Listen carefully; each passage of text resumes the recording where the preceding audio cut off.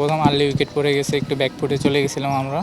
পরে মঈন ভাই আসছিল, দুজন একসাথে কথা বললাম যে যতটুকু ক্যারি করা যায়, দেখা যাক উইকেটটা একটু খারাপ আছে, একটু চেষ্টা করি যে লং ক্যারি করার। ওটাই প্ল্যান করে গেছি যে বাকিটা আল্লাহর হাতে, আমরা চেষ্টা করব। ওই প্ল্যানই ছিল। না, গেম বাই গেম প্ল্যান ছিল। প্রথম ম্যাচটা একটু ইয়ে হয়েছে, আমি ইনজুরি ছিলাম, ইনজুরির পরে প্রায় 1.5 মাস পরে আসলাম এখানে। আইসা প্রথম ম্যাচ খেলা হয়নি, প্রিপারেশনের ব্যাপার ছিল, পরে ওখানে প্রিপারেশন নিয়ে দ্বিতীয় ম্যাচটা খেললাম। আলহামদুলিল্লাহ ট্রাই করছি, বেস্ট আলহামদুলিল্লাহ। হ্যাঁ আলহামদুলিল্লাহ এখন একটা ভালো পজিশন আছে, রানটা একটু ইজি হইলে এখনও 3 উইকেট আছে। চেষ্টা করবো, ওরা চেষ্টা করবে ইনশাল্লাহ যে 300 আপ হলে ভালো হয়। হ্যাঁ প্ল্যান ছিল যে আমি শেষ পর্যন্ত খেলবো, আজকে ট্রাই করছিলাম যে শেষ পর্যন্ত থাকে, কালকে আবার নতুন করে শুরু করা। বাট যা হচ্ছে আলহামদুলিল্লাহ, ট্রাই করছিলাম ওটাই।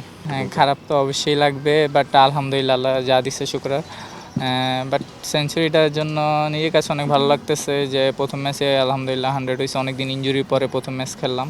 হ্যাঁ ওটা তো অবশ্যই খারাপ লাগবে, চাচ্ছিলাম যে দুজনে 100 করলে একটা ভালো লাগতো, বাট মিস টাইমিং না ওইরকমই না। বাস কোচ বলতেছিল যে এভাবে খেলো, ভালো হইতেছে জাস্ট রাইট। এনসিএলে লঙ্গার ভার্সন আলহামদুলিল্লাহ আমার ভালো হয়েছে, প্রায় 600 কাছাকাছি রান করছি।